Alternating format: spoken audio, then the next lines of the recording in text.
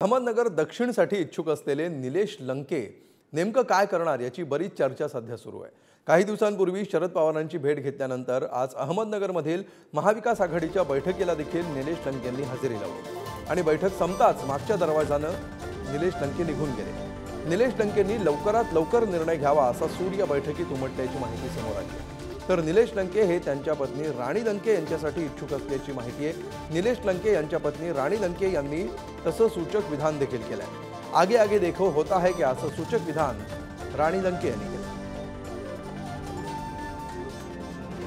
अजून निर्णय सध्या तर नक्की काही नाही, पण अजून आमचे वरिष्ठ नेत्यांबरोबर चर्चा चालू आहे। कळेल लवकरच कोण नक्की उमेदवार आहे आमच्या दोघांपैकी। तुतारी आमच्या दोघांपैकी एक नक्कीच तुतारी वाजवणार आहे, त्यामुळे कळेल आता लवकरच।